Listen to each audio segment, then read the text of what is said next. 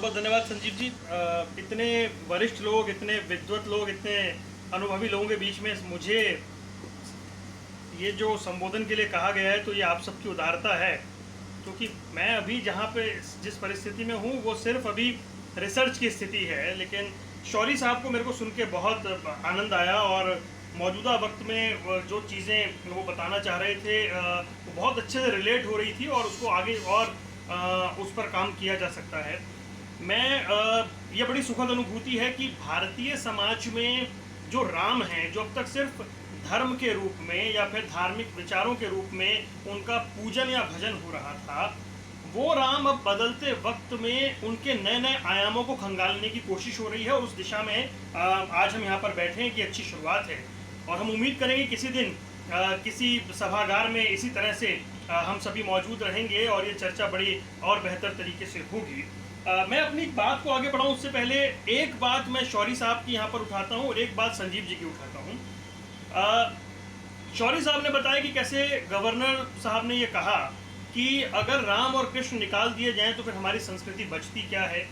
और संजीव जी ने जैसे शंभूक वध का जिक्र किया, ये हमने शौरी साहब बैठे हैं, ये हमारे सामने ही हुआ कि हमने देखा कैसे बार बार वामपंथ ने राम, और इसे पश्चिमी चिंतन भी मत कहिए, सीधा सीधा वामपंथ कहिए, कि वामपंथ ने किस तरीके से राम और कृष्ण को मिथकीय घटना बताने का प्रयास किया और उसको लेकर हर तरह की एक कोशिश हुई, एक पूर्वाग्रह साफ साफ दिखाई दिया। लेकिन ये बड़ा सुखद अनुभव है कि हमारे ही सामने वक्त ऐसा बदला है कि अब राम के नए आयाम को लगातार खंगालने की कोशिश हो रही है। राम के अब आप सिर्फ धर्म के राम नहीं हैं, अब विज्ञान के राम हैं, अब इतिहास के राम हैं, अब रिसर्च के राम हैं। अब राम को हर तरीके से जानने की कोशिश हो रही है। अब मैं इसमें शंभूक वध का जिक्र करता हूँ। कोई ये सोच भी सकता है कि भगवान वाल्मीकि जो एक एक प्रसंग को इतनी करुणा के साथ लिख रहे हैं, चाहे वो लक्ष्मण का क्रोध है, चाहे वो जानकी की वेदना है, जो जिसने वाल्मीकि रामायण पढ़ी है वो इस बात को समझेगा कि लंका के अंदर सीता अन्वेषण के दौरान जब हनुमान एक बार को हतोत्साहित हो जाते हैं तो जिस विकट परिस्थिति का वो सामना कर रहे हैं, वो राम अचानक से ऐसे हो गए कि शंभूक से उन्होंने कुछ पूछा तक नहीं, बस शंभूक से ये पूछा कि तुम कौन हो और सीधा तलवार निकालकर वध कर दिया। क्या ये जस्टिफाइड है? कोई मान सकता है कि भगवान वाल्मीकि जो इतनी बारीकी से एक एक चीज का विश्लेषण कर रहे हैं उस प्रसंग को ऐसे लिख देंगे? और उसका जिस तरह से वामपंथियों ने इस्तेमाल किया, अरे वो राम जो जटायु, जिसे जाति में एक अच्छा वो नहीं माना जाता है पक्षी, उसका संस्कार करते हुए अपने पिता की तरह रो रहे हैं, जो गृह को गले लगा रहे हैं, निषादराज को गले लगा रहे हैं, जो शबरी को नवदा भक्ति सिखा रहे हैं, वो नवदा भक्ति जो भगवत गीता के समान है, जो कृष्ण ने अर्जुन को दी, वो नवदा भक्ति वो शबरी को सिखा रहे हैं, वो शंभूक का वध करेंगे। और उसके बाद हास्यास्पद क्या हुआ कि वो देवताओं से वर मांग रहे हैं, राम ऐसा आग्रह करेंगे। उसको पढ़कर आपको स्पष्ट हो जाएगा कि यहाँ पर कोई भी जो चीज़ है वो सीधा सीधा एक शेपक के रूप में जोड़ी गई है। अब मैं मूल चर्चा पर वापस आता हूँ कि रामायण का जनमानस पर प्रभाव। देखिए, क्योंकि अभी पीछे लॉकडाउन के दौरान टीवी पर रामायण दिखाई गई और मुझे बड़ी सुखद अनुभूति हुई जिस तरह से बच्चों ने, लोगों ने प्रश्न पूछे कि इसके अंदर तो सीता स्वयंवर में रावण नहीं आया, हम तो रामलीला में देखते थे, इसमें तो रावण का वध नहीं हुआ, हम तो रामलीला में देखते थे। यानी कि वो जो जिज्ञासा बनी वो एक अच्छी अनुभूति है। हम बात कर रहे थे कि धर्म के राम हैं, धर्म के राम उनकी पूजा होती है, पाठ होती है। भगवान वाल्मीकि ने कहा रामो विग्रहवानो धर्म, राम ही धर्म है। लेकिन उसके बाद जब प्रश्न आते हैं कि राम विज्ञान के राम कैसे हुए, विज्ञान और आस्था के बीच कोई मेल नहीं है, लेकिन अब आज के दौर में जब बात होती है तो ये कनेक्ट होता है। जीव वैज्ञानिकों ने ये माना कि जब वो, मैंने ये पढ़ा कि जब वो डायनासोर के जीवाश्म की खोज कर रहे थे, उन्होंने माना कि आज से लाखों साल पहले 4 दांत वाले हाथी होते थे। और पिछली कितनी सदी की किताब उठा के देख लीजिए, उसमें आपको ऐसा वर्णन नहीं मिलेगा। लेकिन वाल्मीकि रामायण में ये लिखा है कि जब बजरंगबली लंका पहुंचे तो लंका में उन्होंने 4 दांत वाले हाथियों को देखा। अब इस कनेक्शन को आप समझिए कि जब बात होती है यहाँ पर राम सेतु की, कि वो कितने साल पुराना है, कितने लाख वर्ष पुराना है। और यहाँ पर हम 4 दांत वाले हाथी का कनेक्शन देख रहे हैं, यानी कि वो चीज़ें जुड़ती हैं। और इस तरह से फिर जो राम हैं वो विज्ञान के राम होते हैं, वो रिसर्च के राम होते हैं। राम सेतु उसका सबसे बड़ा उदाहरण है। अब इतिहास में जो निष्कर्ष के राम है वो ये कि क्या जो रावण के नाना हैं माली सोमाली, क्या उनके नाम पर माली और सोमालिया जैसे अफ्रीकी देश हैं? क्या भगवान राम के जो दादाजी हैं अज, उनके नाम पर इजिप्ट है? ऐसा नहीं है तो फिर क्यों इजिप्ट में जो राजा बनते थे उनके नाम के आगे रामसेस 1, रामसेस 2, रामसेस 3 लगता था, रामसेस 3 लगता था? ये क्या था? क्या ये कनेक्शन है? अब इस पर रिसर्च हो रही है, ये रिसर्च के राम है। फिर आते हैं संस्कृति के राम, कि संस्कृति कितनी महत्वपूर्ण है, और इसमें भूमिका आपकी और हमारी बड़ी महत्वपूर्ण हो जाती है। देखिए, हमें इस बात को ऐसे समझना होगा कि वो एक पीढ़ी से दूसरी पीढ़ी को हमें धरोहर सौंपनी है। अब इंडोनेशिया दुनिया का सबसे बड़ा मुस्लिम राष्ट्र है, लेकिन क्योंकि ये माना जाता है कि जो श्रीलंका और उसके आसपास के राज्य थे वो रावण के अधीन रहे, और विभीषण के कमज़ोर शासन के बाद वो धीरे धीरे मुक्त होते गए, तो वहाँ रामायण का क्या प्रभाव है। इंडोनेशिया में कोई भी जाता है तो उसे रामलीला दिखाई जाती है। अब सुकोर्तो जो वहाँ के राष्ट्रपति थे, तो पाकिस्तानी सांसदों का प्रतिनिधिमंडल वहाँ पर जब पहुँचा तो उन्होंने बड़ी नाराज़गी जाहिर करते हुए ये कहा कि ये क्या आप हाजी हैं, आप हज करके आए हुए हैं सुकोर्तो साहब, और आप क्या रामलीला दिखा रहे हैं? तो सुकोर्तो ने बड़े स्पष्ट शब्दों में कहा कि रामलीला हमारी संस्कृति है, हमने अपना धर्म बदला है, अपनी संस्कृति नहीं बदली है।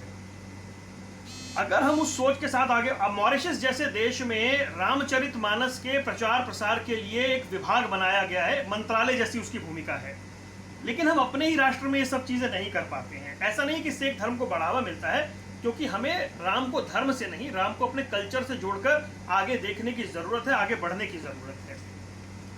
अब विषय आते हैं कि मानव जीवन में, क्योंकि रामायण का जो प्रभाव है जनमानस पर, और उस प्रभाव का असर है कि रामायण इतनी बार लिखी गई, इतने अलग अलग रूपों में लिखी गई, उसकी ऐसी अलग अलग व्याख्या की गई जो पढ़ते हैं तो आप हैरान होंगे।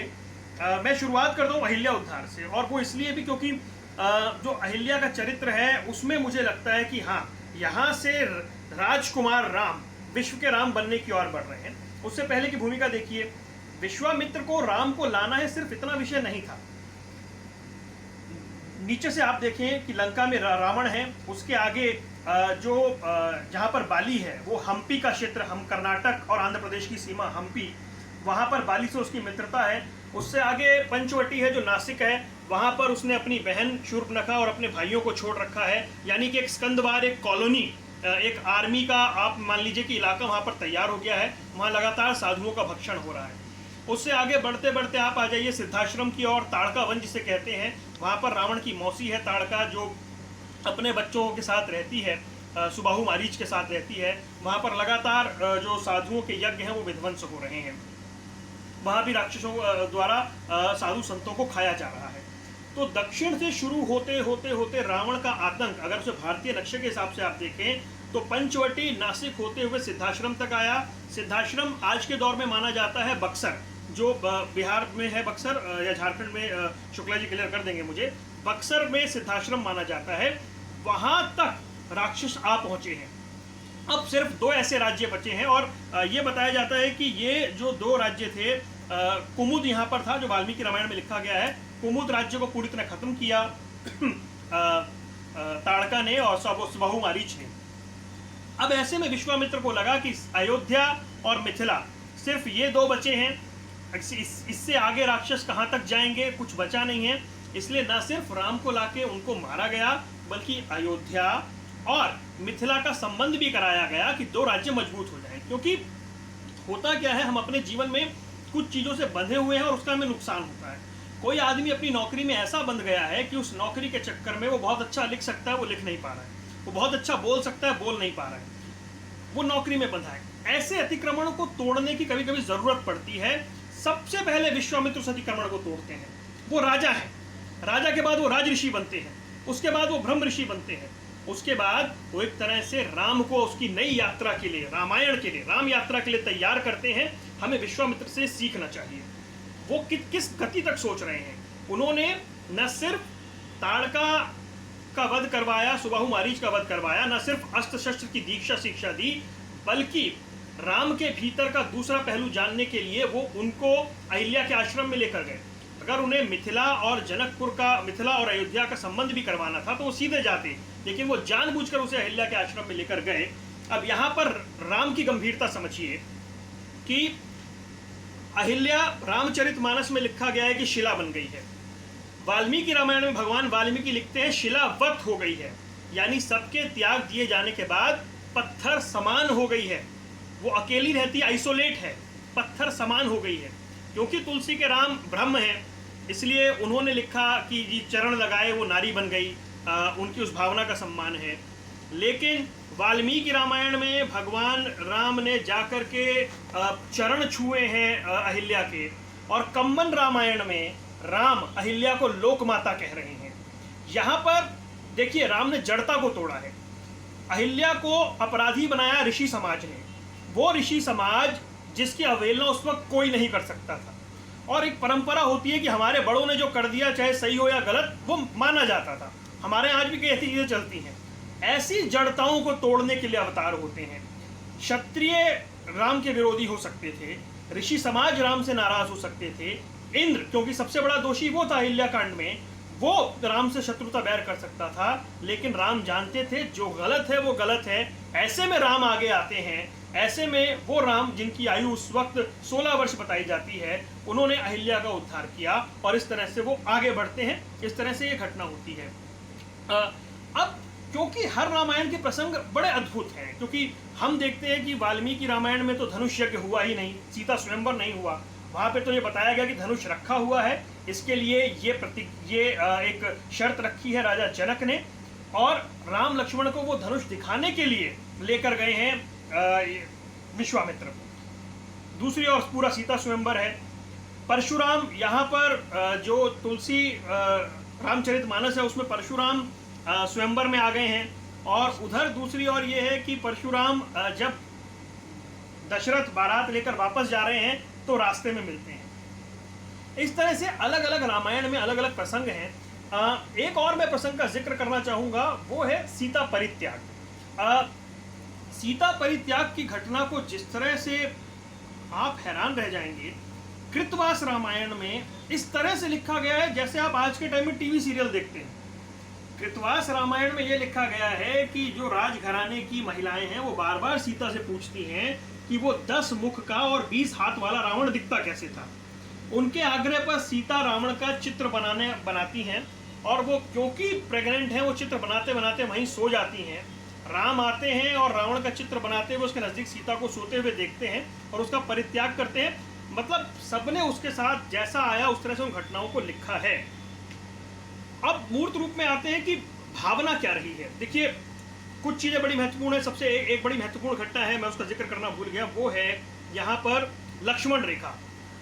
वाल्मीकि रामायण में लक्ष्मण रेखा का जिक्र नहीं है। तुलसी रामायण में प्रत्यक्ष रूप से लक्ष्मण रेखा का जिक्र नहीं है।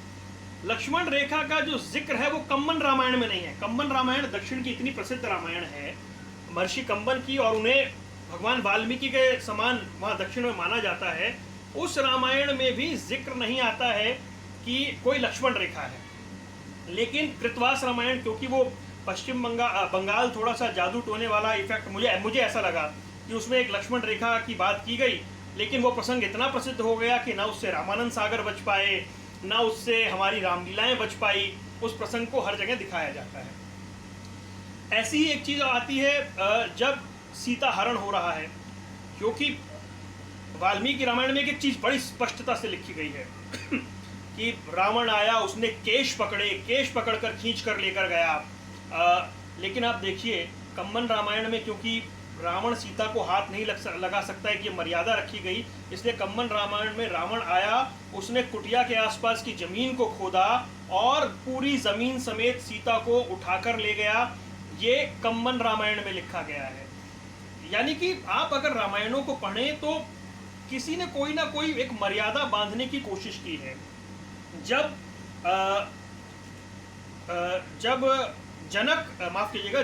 दशरथ की ओर से जब ये 14 वर्ष के वनवास की बात होती है अयोध्या कांड में, वहाँ पर एक लाइन में गोस्वामी तुलसीदास जी ने निपटा दिया कि लक्ष्मण कही कुछ बाता अनुचिता, लक्ष्मण ने कुछ अनुचित बातें कही दशरथ के प्रति, लेकिन वाल्मीकि भगवान बताते हैं कि क्या क्या बातें की। उसमें हर तरह के अपने पिता के बारे में शब्द कहे हैं लक्ष्मण ने, कि वो बूढ़ा आदमी, वो एक स्त्री के यौवन में अंधा हो गया है, उसको जेल में डाल देना चाहिए, इस तरह की हर भाषा। लेकिन गोस्वामी तुलसीदास जी इस तरह की भाषा से बचते हैं। यही हुआ सीताहरण के वक्त।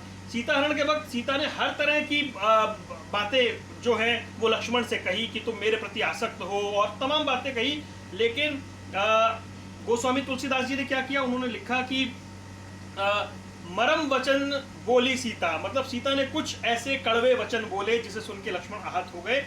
यानी कि तुलसीदास जी कभी भी उन वचनों के भीतर नहीं गए, लेकिन भगवान वाल्मीकि ने एक एक पहलू को, एक एक पीड़ा को बड़ी स्पष्टता से उजागर करने की कोशिश की है। अब अगर हम रामायण की बात करते हैं तो देखिए, ये सिर्फ यहीं तक सीमित नहीं। अगर आप देखें तो महाभारत में जो रामोपाख्यान है, जो लिखा गया भगवान वेदव्यास के द्वारा, उसमें भी उन्होंने अद्भुत तरीके से भगवान राम का वर्णन किया है। एक युग बीत जाने के बाद भी राम कथा को उस तरीके से पेश किया गया है। तो हम अगर इन चीज़ों को समझें तो ये समझ आता है। अब चाहे वो अब रिसर्च होती है तो बड़ा अच्छा लगता है कि ताड़का वन कहाँ है, पंचवटी कहाँ है, चित्रकूट कहाँ है, नासिक कहाँ है, वो किष्किंधा इस वक्त कहाँ पर है, रामेश्वरम में क्यों रामनाड उस जगह का नाम दिया गया। अगर कुछ वामपंथियों को प्रश्न थे तो हो क्या रहा है कि बौखलाहट है। जैसे ही ये रामायण टीवी पर शुरू हुई, एक सोशल मीडिया पर प्रचार किया गया।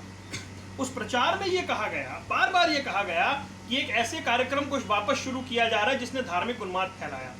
मैंने खुद अरुण गोविल से उस विषय पर बात की। उन्होंने कहा कि ऐसे कहने वाले लोग हमेशा रहेंगे। जब रामलीला के और दशहरे के दिन चल रहे होते हैं तो सोशल मीडिया पर एक मैसेज फैलाया जाता है कि रावण इतना अच्छा था कि उसने अपनी बहन के अपमान का बदला लेने के लिए एक स्त्री को अपहरण तो किया, लेकिन उसको हाथ नहीं लगाया। इस तरह की चर्चा की जाती है। यानी हमारे जहन में रावण को महान बनाने की, दिखाने की कोशिश होती है। अच्छे लोग, पढ़े लिखे लोग, संभ्रांत लोग दनादन उस मैसेज को शेयर करते हैं, अपने व्हाट्सएप पे लगाते हैं और दिखाते हैं कि रावण कितना महान था।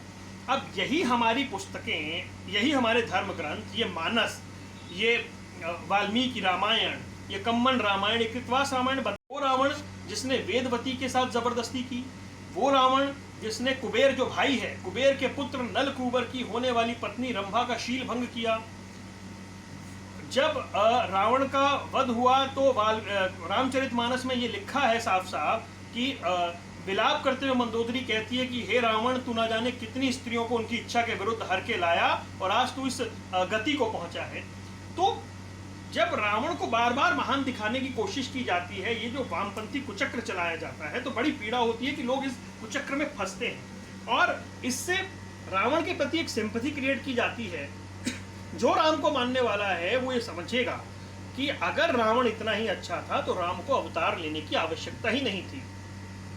जो राम को मानने वाला है वो समझेगा और उसके मुख से, जो राम का भक्त है, रामायण का उपासक है या रामायण में विश्वास रखता है, वो सदैव इस बात को मानेगा कि शंभूक वध कभी हो ही नहीं सकता। राम के चरित्र के साथ उसका कोई मेल ही नहीं है और उसको किसी तरह से हम जोड़ भी नहीं सकते हैं। जनमानस पे जो रामायण के इम्पैक्ट की बात हम कर रहे हैं, अगर आपको उन्हें अवतार नहीं मानना है, ईश्वर नहीं मानना है, तो भी इस बात को तो मानना होगा कि लाखों साल बाद या लाखों साल पहले या आने वाले वक्त में ऐसा कोई महामानव इस धरा पर नहीं आया जिसने आदर्श के ऐसे मानदंड स्थापित किए कि मर्यादा में रहकर एक पुरुष किस तरह उत्तम बनता है और मर्यादा पुरुषोत्तम कहलाता है। राम अगर वन को जा रहे हैं तो ये आज की सरकारों को सोचना चाहिए कि सिर्फ राजप्रासादों में, राजमहलों में बैठ करके शासन नहीं चलता है, उनके बीच जाकर उनकी व्यथा, उनकी पीड़ा सुननी पड़ती है। राम ने शुरुआत ऐसे की। राम ने अहिल्या का उद्धार करके या अहिल्या को न्याय दिलाकर यह बताया कि जड़ताओं के विरुद्ध खड़ा होना पड़ता है। राम ने बंदर भालुओं को एकत्रित करके बताया कि जहां जाइए वहां अपने आत्मबल से, अपने शौर्य से सेना खड़ी कीजिए, युद्ध कीजिए, बैठ मत जाइए। मुझे एक बड़ी अच्छी बात याद आती है कि जब जापान पर न्यूक्लियर बॉम्ब गिरे और जापान तहस नहस हो गया, तो वहाँ के उस वक्त के शासन अध्यक्ष ने एक बात कही थी अपनी पब्लिक से कि हम जंग हार गए हैं, अब औजार उठा लो। तो युद्ध किस तरीके से बदलता है, राम आपको हर मौके पर सीख देते हैं। विकट से विकट परिस्थितियों में उन्हें, उनके अंदर जो लीडरशिप क्वालिटी है, जो नेतृत्व क्षमता है, वो किसी में नहीं। और उस लीडरशिप क्वालिटी को आज के दौर में भी सबको सोचना चाहिए। एक छोटी सी बात कह दूं क्योंकि मुझे लगता है वक्त कम है और सब बाकी लोगों को भी अभी हमें डिस्कशन भी करना है। एक हनुमान जी का उदाहरण और देता हूं मैं, और कभी फिर आगे विस्तार से भी इसकी चर्चा करेंगे कि जब हनुमान जी सीता माता की खोज करने के लिए जा रहे हैं, तो वो सिंधु के किनारे खड़े हैं। सिंधु तीर एक भूधर सुंदर, कौतुक तेहु चढ़ेता ऊपर। यानी सिंधु किनारे एक भूधर सुंदर, बहुत सुंदर, बहुत विशाल पहाड़ है, गंधमादन पर्वत जिसे कहते हैं। हनुमान जी उस पर्वत पर चढ़े क्योंकि वो अपने जीवन की सबसे महत्वपूर्ण छलांग लगाने जा रहे थे। तो जब हनुमान जी वहां चढ़े और वहां से उन्होंने छलांग लगाई, तो उन्होंने पूरा जोर लगा के एक पैर नीचे धंसा के और वो छलांग लगाई। मैनेजमेंट का सबसे बड़ा सूत्र देखिए रामायण क्या देती है कि जब एम बड़ा हो, जब टारगेट बड़ा हो, तो फाउंडेशन स्ट्रांग होना चाहिए, आपकी नींव मजबूत होनी चाहिए। हनुमान जी ने वहां के सबसे स्ट्रांग पर्वत को चुना और उसके बाद वहां से वो छलांग लगाई और उसके बाद आगे गए। अब कंक्लूड करते हुए मैं ये भगवान वाल्मीकि की बात से इस बात को आज कंक्लूड करता हूं कि उन्होंने कहा था कि यावस्थासन्ति गिर्ये ललितश्च महितले तावत्र रामायण कथा शोकेशु प्रचुरति। यानी कि जब तक पहाड़ रहेंगे, दुनिया रहेगी, नदी रहेगी, रामायण की कथा का प्रचार प्रसार होता रहेगा। अब हमारी जिम्मेदारी है कि इसे हम आने वाली पीढ़ी को सौंपें। लोगों ने रामलीला के माध्यम से देखा, टीवी पर देखा, लोक कथाओं में देखा, राम कथाओं में जाकर सुना। पढ़ा लिखा अपढ़ हर कोई राम कथा से पूरी तरह से उसको जानता है, समझता है, लेकिन ये पीएसपी मोबाइल और गेम वाली जनरेशन जो है वो इसे ना भूले। ये इतनी समृद्ध गौरवशाली परंपरा है, ये बनी रहे। ऐसे में आपके प्रयास भी इतने अच्छे होने चाहिए और हम लगातार जुड़ते रहें। शौरी साहब का, संजीव जी का और बाकी जो सुधीजन है उनका इस तरह से कुछ ज्ञानवर्धन हमें मिलता रहे, हमें समझाते रहें ताकि हम कुछ और चीज़ों को आगे समझें और जनमानस तक इन बातों को पहुंचाते रहें। आप सभी का बहुत बहुत धन्यवाद।